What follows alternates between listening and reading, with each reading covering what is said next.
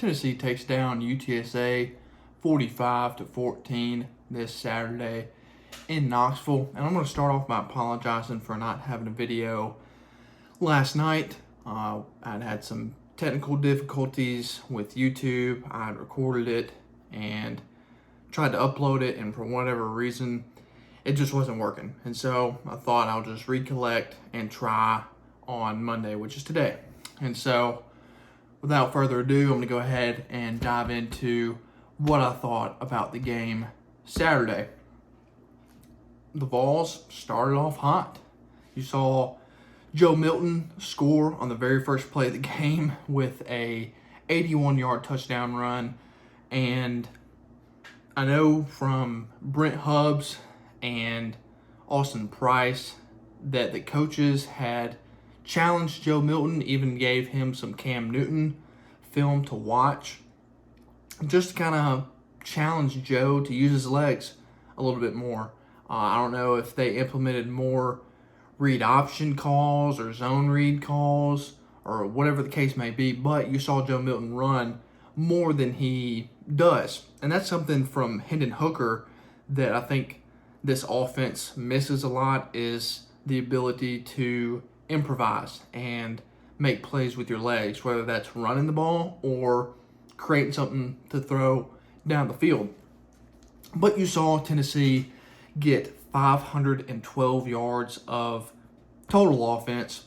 209 of that was through the air, and then 303 of that was on the ground. So very dominant in the run game, and just dominant overall in the first half. Was really pleased with what I had seen in the first quarter and in the second quarter up until the end of the second quarter, and I'll get into that in a little bit. But you had the touchdown from Joe. You had Dylan Sampson scoring his first touch, and I'm going to dive into that a little bit now.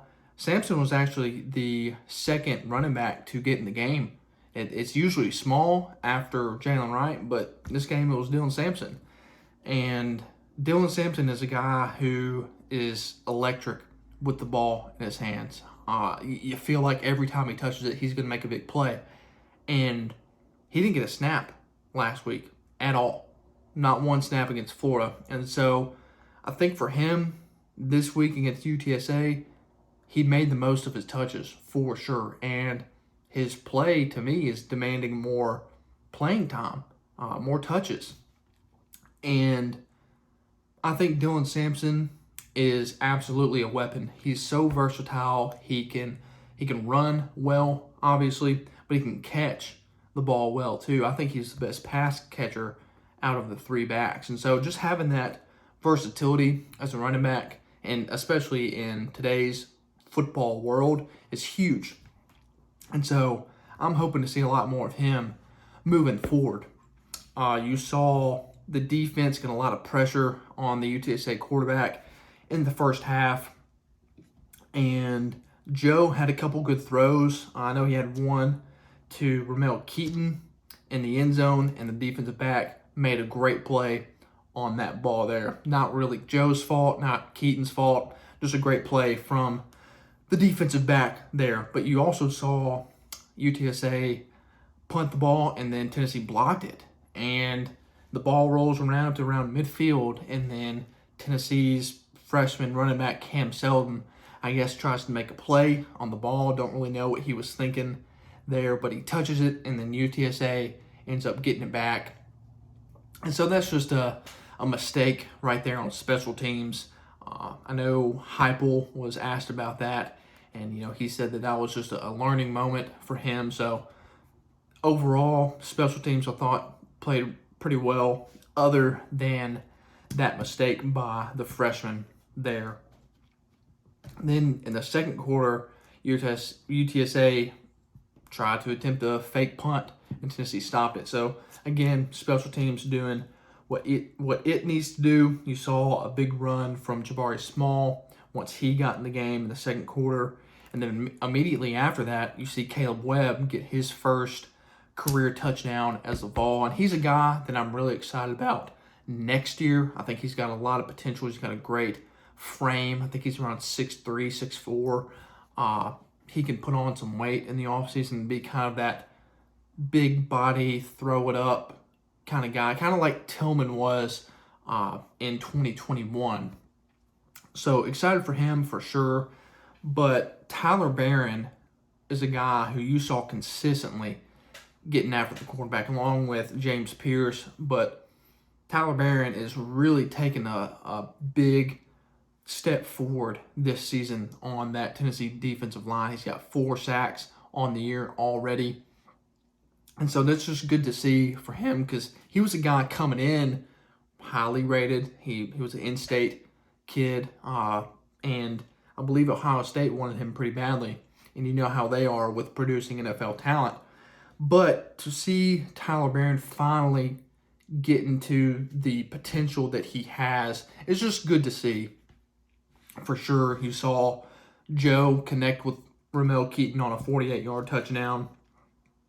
And then towards the end of the second quarter is when things kind of got a little weird. You saw Tamarion McDonald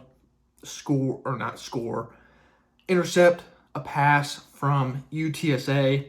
Then after that interception, you see Dylan Sampson get another big run in the game. And Tennessee's trying to score right here towards the end of the second quarter, going into halftime, and Joe misses a wide open touchdown to Squirrel White. And I get, Squirrel's a smaller guy. I think he's like 5'8", 5'9", something like that.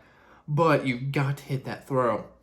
Going into this Saturday against South Carolina, you cannot afford to miss on a touchdown like that. I mean, you've got to be better for Joe Milton. But in the first quarter and halfway through the second quarter going into that later part, Joe Milton looked good. I think he was 14 of 16 starting off.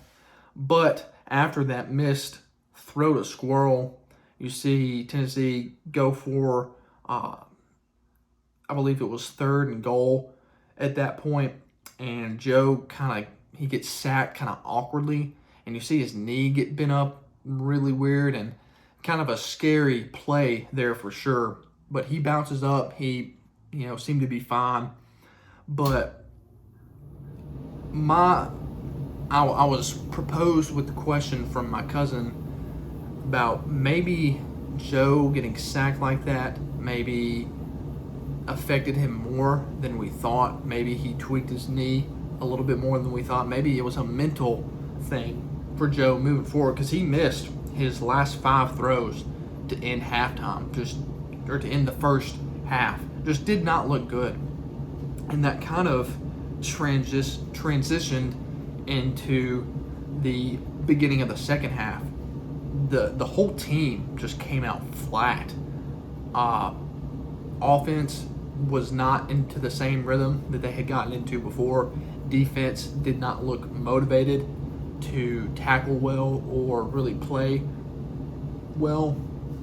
And Joe and Amari Thomas were asked about this in their post-game press conference, and they both kind of admitted, we didn't come out as aggressive as we needed to, didn't come out in the right mindset.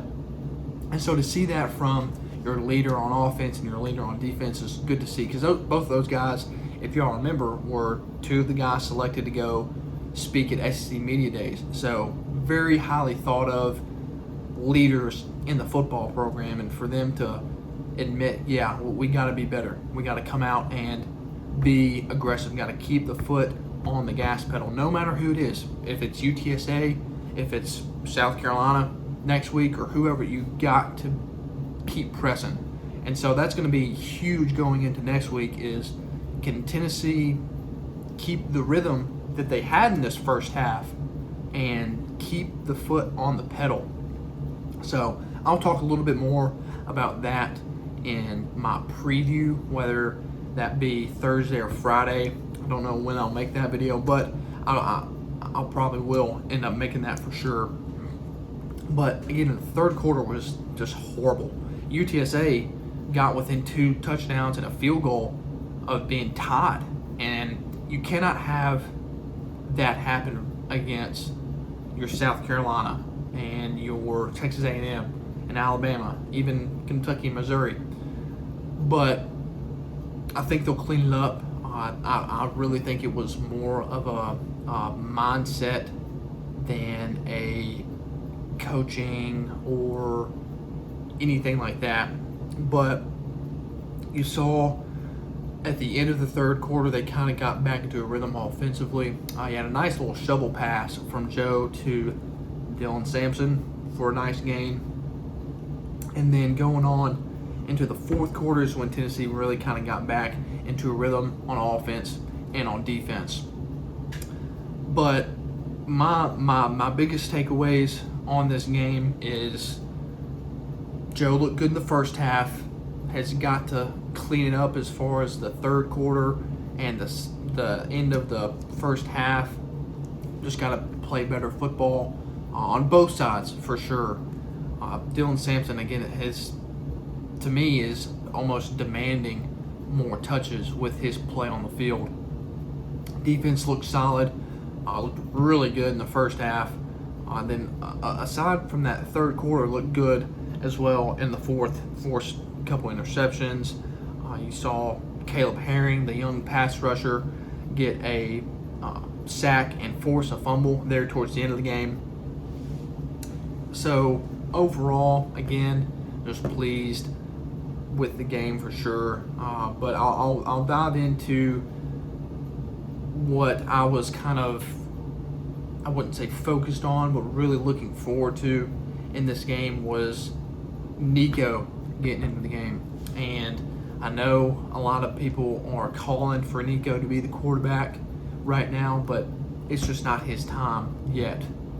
He'll get his time. He will definitely have his time on Rocky Top for sure. But you saw Tennessee dial up a pass for Nico, a little, I think it was a 5-yard like in curl route, something, and it hit Dante Thornton right in the chest, and he just dropped it. And so that, Dante Thornton's got to be better as far as that goes. But I saw a lot of people on VolQuest kind of bashing Nico for whatever reason. I mean, I get it. He was the number one player coming out of high school last year, and there's a lot of hype. I know the NIL stuff is a big deal, but I just think you got to kind of pump the brakes on Nico. He's not going to come out as an 18-year-old kid and be just this Heisman caliber quarterback that's going to save the program right away. This offense is not easy to learn, and it's going to take some time for sure.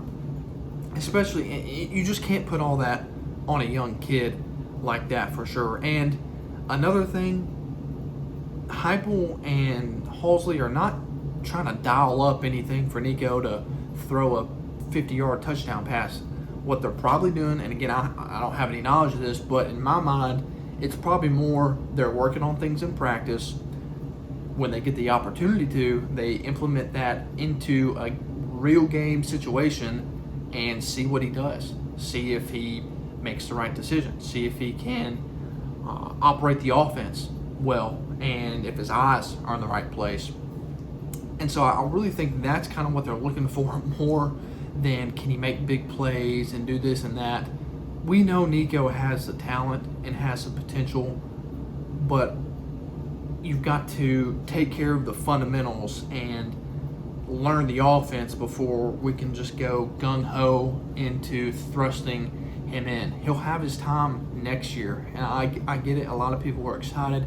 I'm super excited, but right now, this is Joe Milton's team, as much as people may not like that. He gives us the best chance to win, for sure. But anyway, just wanted to get my thoughts out there for y'all. Y'all leave a comment, like and subscribe if you like what you see. But I'll try to make a video previewing South Carolina later on in the week for sure. But y'all have a great rest of your week. God bless, and go Vols.